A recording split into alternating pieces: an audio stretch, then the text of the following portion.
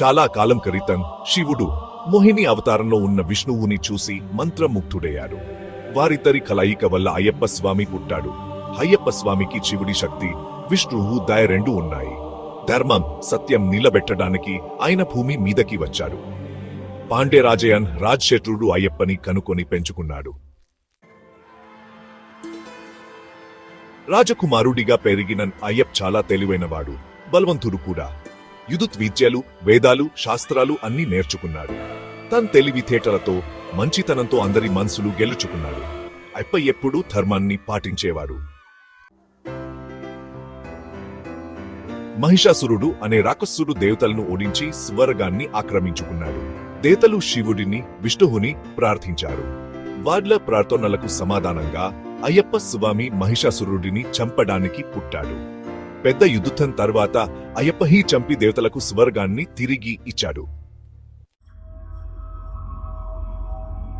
మహిషిని చంపిన తర్వాత అయ్యప్ప స్వామి శబరిమలలో ధ్యానం చేసుకోవడానికి వెళ్తాడు. అక్కడ భక్తులకు దర్శనమిచ్చి వాళ్ళని దీవించాడు. కాలక్రమేణా శబరిమల అయ్యప్ప స్వామికి పెద్ద గుడిగా మారింది. శబరిమలలో ఉండడానికి ముందు అయ్యప్ప స్వామి అడవుల్లో తపస్సు చేసుకున్నాడు.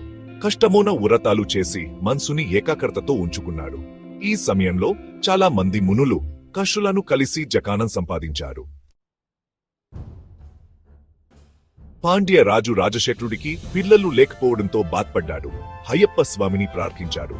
అయ్యప్ప స్వామి రాజుకు పిల్లలు కలిగేలా దీవించాడు. ఈ సంఘటన అయ్యప్ప స్వామి దయ, శక్తి చూపిస్తుంది. అయ్యప్ప స్వామి ధైర్యానికి, న్యాయానికి దయకు చిహ్నం. ఆయన్ని చాలా రకాలుగా పూజిస్తారు.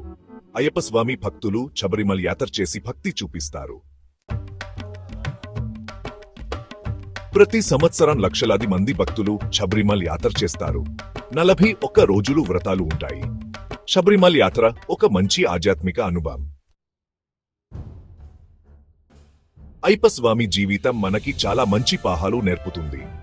ధైర్యం, నిజాయితీ, దయ, భక్తి లాంటి మంచి గుణాలు నేర్చుకోవాలని చెప్తాడు. అయ్యప్ప స్వామి ఎల్లప్పుడూ అందరికీ స్ఫూర్తినిస్తుంది.